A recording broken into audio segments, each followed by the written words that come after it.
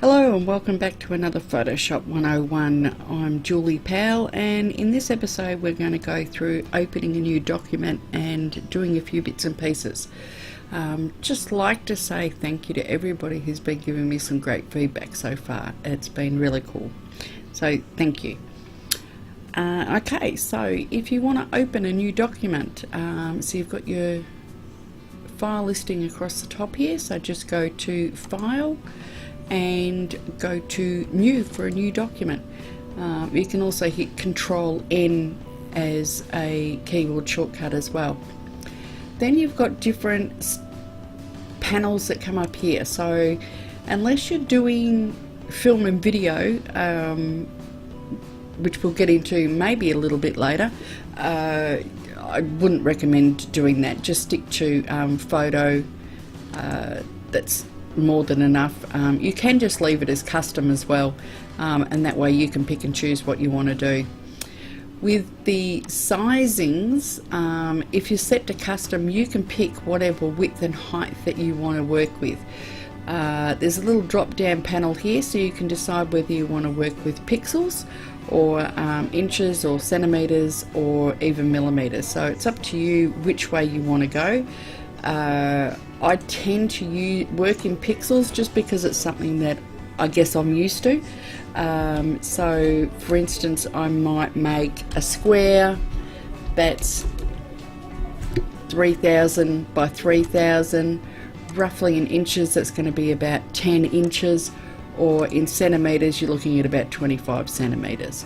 You can make things much bigger than that if you want to, depending on the size of your computer. If you make stuff too big, it will slow your computer right down. Resolution, generally we leave it on pixels per inch. I know a lot of people talk about DPI, but that's actually dots per inch. That's a printer term. This is pixels per inch, so you actually have a much better resolution, because the pixel is just the tiny little dot, which is the pixels per inch, whereas if you're talking DPI, that's a printed dot, so it's actually quite a bit bigger. So 300 ppi, or pixels per inch, that's quite a good resolution. If you're just doing smaller photos, or if you were doing something to print on a canvas, you could probably do, say, like 200 ppi. Or you can just stick to 300 as a general rule.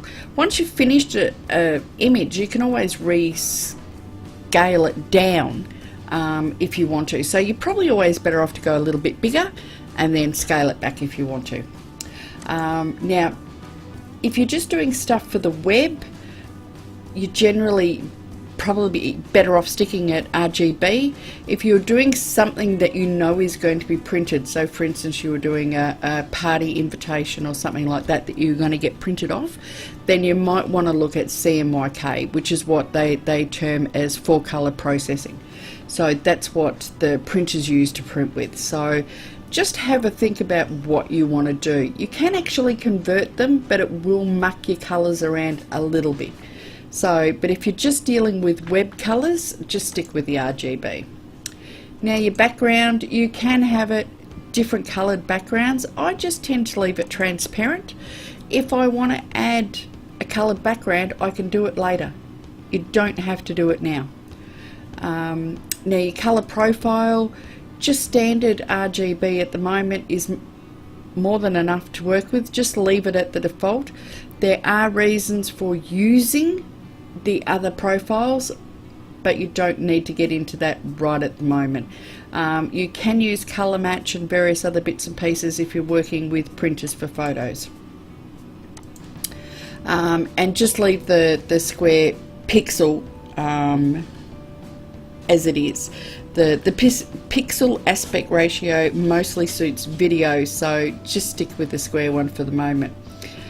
You can save this as a preset, so if this is something that you use all the time, you can just save it, or just hit OK and it'll just open up a new file. The other one that I guess we didn't go through to, you can also do grayscale. So if you want to just work with black and white images, I don't recommend it. You're better off working in RGB and then changing it to black and white using other methods. And I did touch on this briefly earlier. You can change it from 18, 16 or 32-bit when you open a file. Sorry, I'll just go back into that and go into new. So here you've got 8, 16 and 32-bit.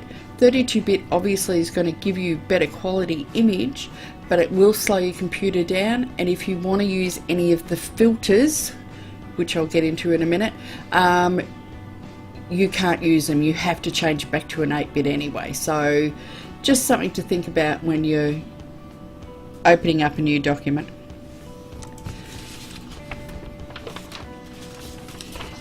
If I just cancel out of that. So then we have our new blank document. We went through all the tools and everything that you've got over here, and we went through some of these. We'll go through a bit more. But here is where we have our layer palette.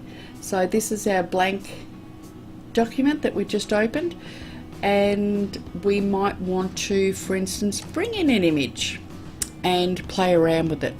So if you go to open, we're going to grab an image. I'm just going to grab this one. Now I don't want to work on that original image. I want to keep that as it is, so I don't want to muck about with it. So what I'm going to do is I'm going to copy this image and put it back over onto my blank document. So there's a couple of ways you can do it. You can get your rectangular marquee tool and you can measure it off, and then you can go to copy and go over here and go to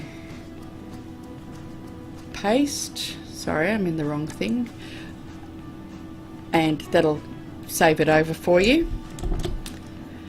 If you get rid of that, if you go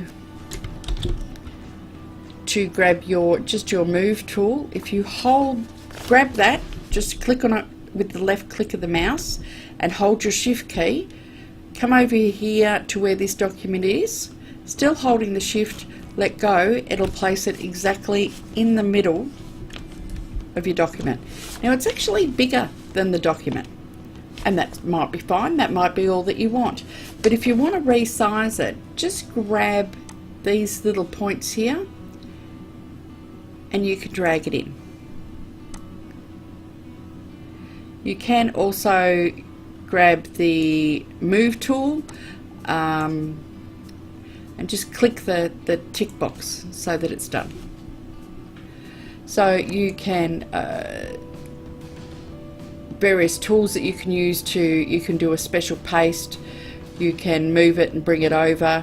I do tend to use a lot of keyboard shortcuts, but if you wanted to transform, you can do Control T, or you can just go into Edit, Transform, and you can, if you just go to Distort, you can grab your different corners and you can bring them in as well until it fits. So now we've got that on there. We've still got our original document. You can close that off now if you want. No harm done to it. This is what they call non-destructive editing. So I've got two layers here. That's the base layer, that's the original layer that we come in on, still transparent, still empty. And here's my new layer.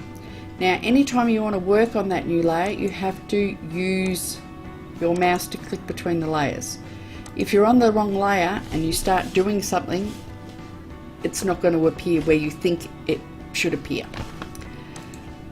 So if you want to then add something new and still be non-destructive, you go down here. So we're now in our layers palette and we've got various different things across here. So we've got FX that we can add to a layer. We've got a layer mask, don't panic, we won't get into that just yet. And then we've got all the various different fills and effects that we can lay to it. And just down here we've got create new layer. So we're just going to create new layer, and that's just going to pop a blank layer in here. So just to keep this really simple, say we just want to put a text layer on, we just want to put some text, so we're just going to click on our text tool. Now you remember you can go horizontal or you can go vertical.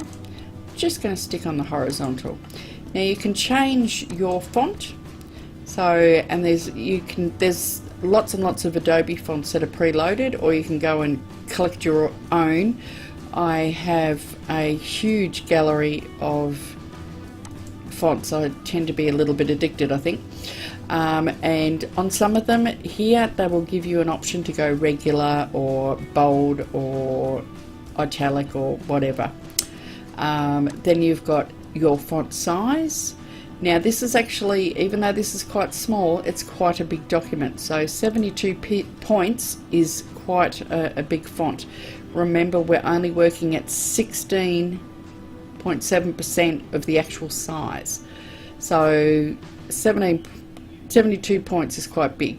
Then you've got middle or left or right adjusted, your color, so we'll just stick to black and just put hello, this is a test.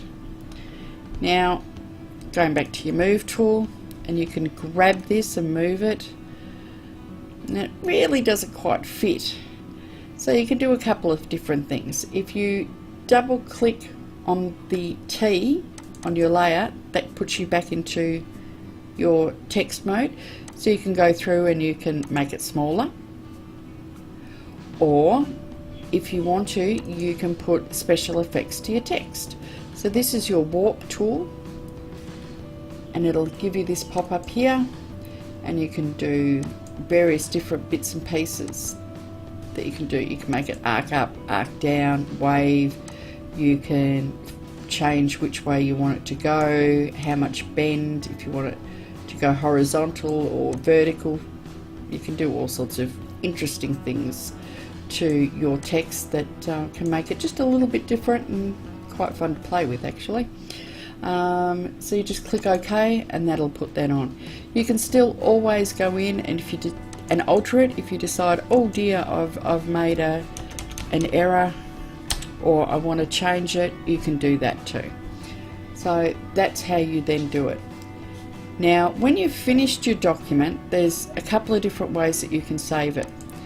If you come down to File and Save As for a new document, if it's something that's non-destructive and you may wish to come back and work on it again, you might like to think about saving it as a PSD document. That way it's always going to be editable. So you can save it as a PSD, so you just name it, whatever it is you want to name. And if you go into here, you've got all your different ones. So save it as a PSD. If it's something you've finished with and you're never ever going to alter it again, you can save it as a JPEG or a PNG or a TIFF or whatever you want. But once you've taken it out of PSD mode, it's really not alterable. So I generally tend to save anything that I'm working on as a PSD version, and then once it's finished, I will then save it as a JPEG version as well.